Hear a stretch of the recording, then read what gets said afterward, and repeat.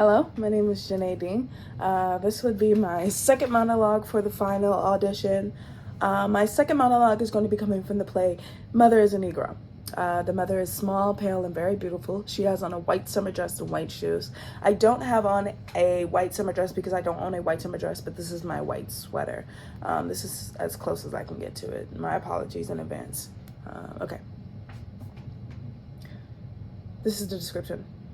Mother, sitting in a deck chair, takes a cigarette from her beaded purse and smokes nervously. She speaks bitterly in a voice with a strong Georgia accent. In our Georgia town, the white people lived on one side. It had pavement on the streets and sidewalks, and mail was delivered. The Negroes lived on the other side, and he roads with dirt and had no sidewalk, and you had to go to the post office to pick up your mail. In the center of Main Street was a fountain, and white people drank on one side and Negroes drank on the other. When a Negro brought something in the store, he couldn't try it on. A Negro couldn't sit down at the soda fountain in the drugstore, but had to take his drink out. In the movies at Montefiore, you had to go in the side and up the stairs and sit in the last 4 rows. When you arrived from Cincinnati, the first thing you saw was the white and the colored side at a depot. White people had one waiting room, and we Negroes had another. We sat in only 2 cars, and white people had the rest of the train. Clara is a Negro woman of 33, wearing a maternity dress. Clara says, July. I can't sleep. My head always full of thoughts night and day. I feel so nervous. Sometimes I hardly hear what people are saying. I'm writing a lot of my play.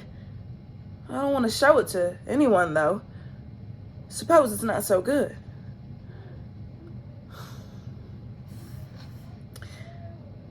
They are dragging his body across the green, his white hair hanging down.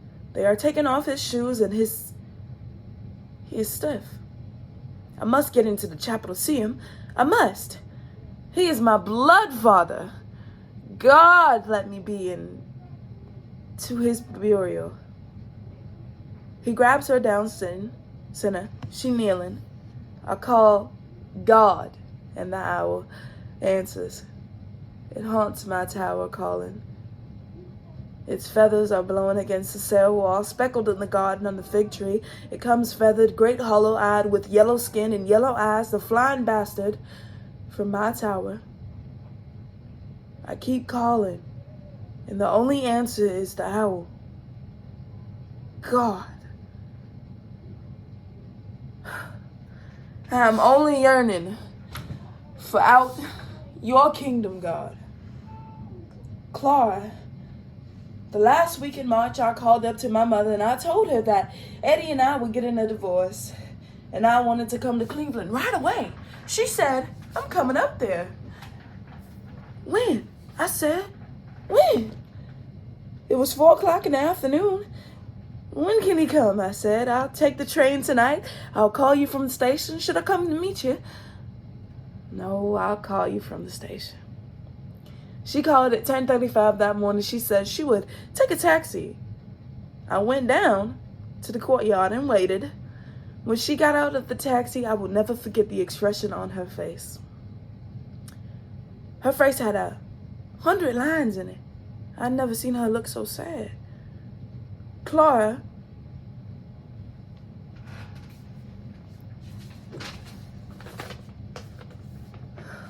they said, I had lost my mind, read so much, buried myself in my books.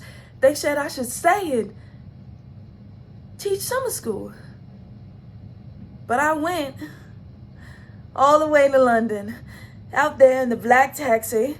My coat hands were colder than ever.